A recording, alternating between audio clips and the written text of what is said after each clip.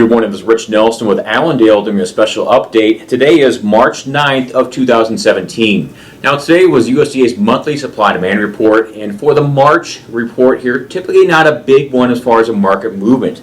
Now today's one did have a decided direction as far as the potential impact on price, and that direction was slightly bearish here on these grain markets. Now as far as corn, as far as going down the list, corn numbers not really unchanged, or not really changed at all. USDA left ending stocks at 2.320 billion bushels. Still a sizable number historically, but not really that bad compared with previous months. In terms of changes they did make to that balance sheet, they did drop feed residual by 50 million bushels. We certainly agree with that, and there's probably another 50 million bushels coming on the April supply demand report still. So that's on the bearish side. However, USDA did recognize we've got some very good ethanol demand, and right now they also raised that by about 50 million bushels. So those more or less offset each other, and no change on U.S. corn ending stocks. Now on the world side, USDA was a little more active in recognizing the South American crop than we expected here. As far as numbers, they raised the Argentine crop by about 1 million ton, now 37.5. And they also raised the Brazilian crop here, in this case by about 4 million tons. That was maybe a little more than expected, 91.5. Separately, they also made a pretty good adjustment for South Africa as well, about 1.6 million tons higher. So net result on the world side is that world corn stocks were raised from 217.6 million tons, now 220.7 million tons. So as far as corn, numbers neutral on the U.S. side, but on the world, a rising situation, therefore a negative impact. And I want to say on the corn end, a slightly negative impact, not a serious issue. As far as soybean numbers, as far as USDA's report, 420 million bushels last month was the ending stock number. That was raised up to 435. As far as the changes they make, they did increase crush by about 10 million bushels, which was expected and a very valid and needed change. Probably the trade surprise is how aggressive that they did drop exports, in this case by about 25 million bushels.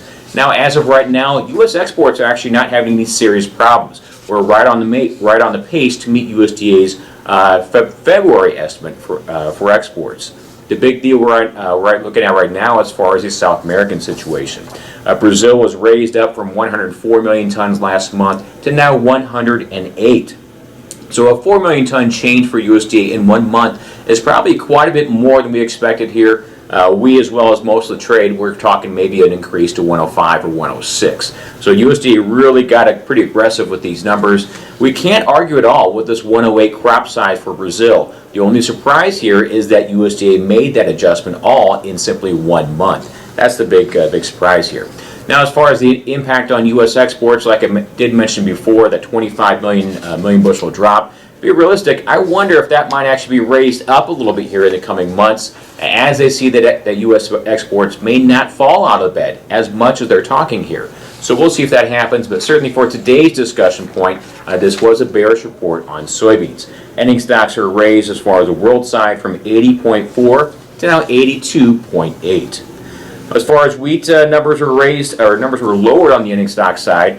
They went from 1.139 billion bushels to now 1.129.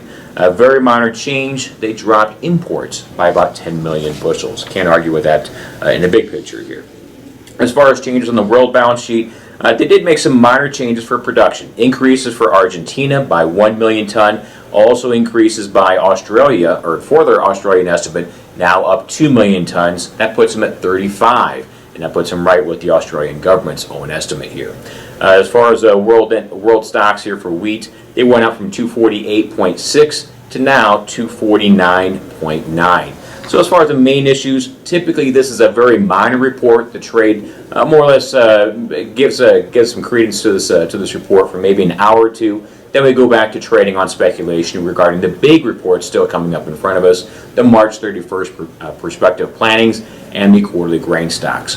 If you have any questions about these reports, how to trade them, what's going on with these markets, or how to market crops in this environment, feel free to give Allendale a call, 1-800-262-7538.